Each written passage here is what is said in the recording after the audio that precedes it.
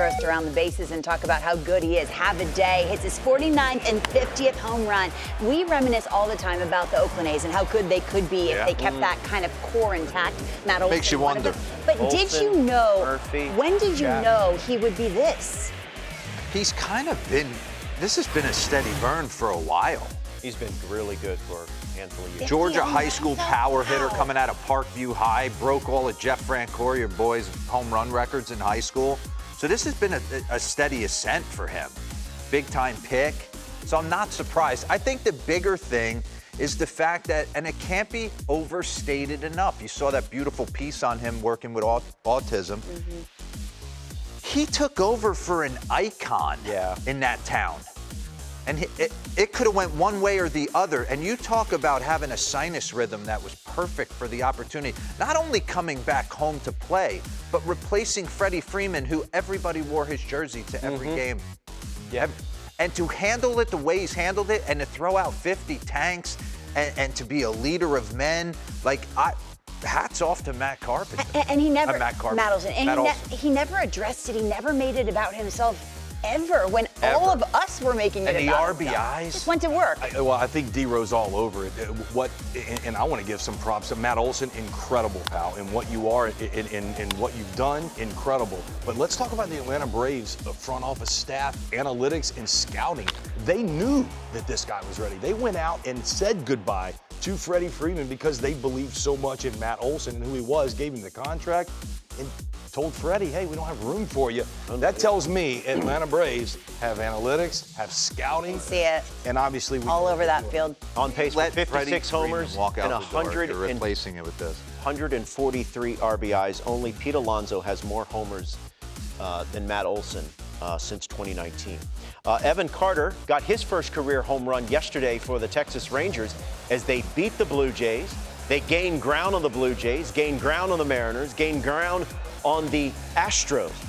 Both of those teams lost. Carter hit his first career homer. He's their #1 prospect, just got called up last week. Also had a great throw getting Kevin Kiermaier out at the plate. And your wild card standings look like this. Right now, the Rangers leapfrogging the Mariners. They're a half game up on Seattle and D-Row, as we all know. Yeah. Rangers and Mariners will play 7 times to end the season. Listen, sometimes you need a shot of adrenaline when it's going rough. Evan Carter walking in the door kind of lights them up a little bit on the offense and defensive side. And we both played for Boch. To hear Boch's comments about this kid, he's like professional at bats all the way through, toolsed up, better head on his shoulders than player. So the expectation is for him to succeed. Boch won World Series with Joe Panic at second base, rookies, Matt Duffy. We had rookies all on our 2014 team. This is nothing new for Boch, but I think what an amazing opportunity for the kid. Get to the big leagues. Hey, pal, we're going up north. Rogers Center. Ever heard And of remember, it? It's going to be wild. He's in the lineup because Adolis Garcia is hurt. I was worried about them, but look, Evan Carter has looked the part. But then I go back to you getting to the big leagues and playing in these games, in these environments, when every team, both sides, is airing it out, must win. You're watching the coaching staff. You're watching the right way to go. You're getting everybody's best. Everybody's best. What a way to be indoctrinated into the big leagues. Evan Carter's holding his own. And he's toolsed up. You want to feel old? He's like Grady Sizemore. He was born in 2002. Wow. Holy smokes. What? See, what? Crazy. Could be my kid. Oh my gosh. Half the league could. My kid is older. You know what's sad is I don't feel that way. It's only, you're only as old as you 48, feel. I feel like I could still get it. We're about to find out what you got on the golf. Hey, Mookie Betts can still get it. 12 leadoff home runs this season, 48 leadoff home runs in his career, top 5 all time. I feel like, and we talked about this in the commercial break, the evolution of the leadoff hitter is so interesting. Everyone is trying to accomplish the same thing, yet they all look different. All right. Okay. Brian McCann told me. Tell me. The scariest thing is when a guy like Mookie Betts or Ronald Acuna or George Springer walk to the plate and they're not trying to set a rhythm for the game. When we first came up, that leadoff hitter was going to see some pitches. He was going to be a little slap guy, maybe gap power. Dave Roberts. Dave Roberts, and he was going to work counts. And Max said you could get into the rhythm of the game. Here's a heater away, here's a slider. He goes, you know, if you go boing, it could be 1-0. And it changes the whole energy of the game from pitch one. Yeah. So Mookie, I'm just blown away talking to Mookie in the offseason, him saying, D-Row, I'm going to slug more this year, and he's going to hit 40. And he did it.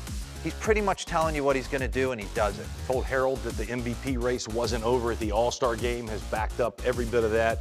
I love Nuts. Mookie. Got a chance to play with Mookie. I want to talk about what he's doing off the field.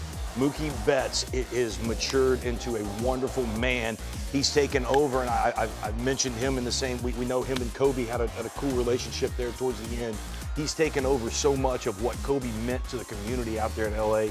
He's given us access to his life, doing podcasts. Yeah. I think the game needs more of what Mookie Betts is doing. I couldn't be prouder of the way he's leading all of MLB. Let's stay in the National League West with the San Francisco Giants. They are, of course, battling for a spot in that National League wildcard race. They got to Emmanuel Clase last night and walked it off. Lamont Wade Jr. with the big hit. Clase blowing his 11th save, still sitting on 39 saves for his season. But you take a look at the wild card standings. D-Row, what do you think? I think they got to go now, right? Game and a half back. They're in the light part of their schedule. They just come off sweeping the Colorado Rockies.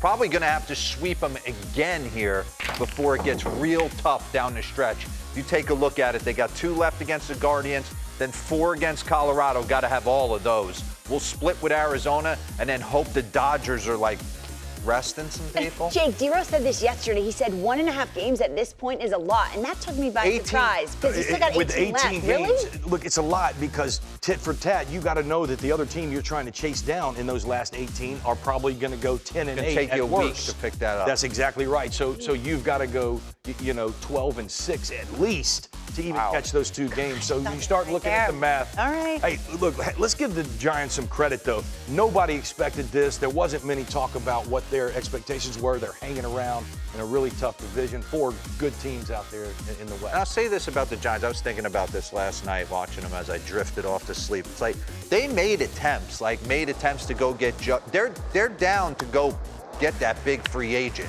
So I know this lineup is littered with kind of journeymen, pieced together great professional hitters, but they don't have that one linchpin to their lineup. And they've tried to get them the last couple off seasons. So I think if they're able to lure that monster free agent to San Francisco, it could change rapidly for them. The Giants are 6-5 against the Diamondbacks so far this season. They have an interesting 2-game set against the Diamondbacks a little bit later, and that could determine D-backs finding ways to win. that could determine the tiebreak, which could loom large for both teams.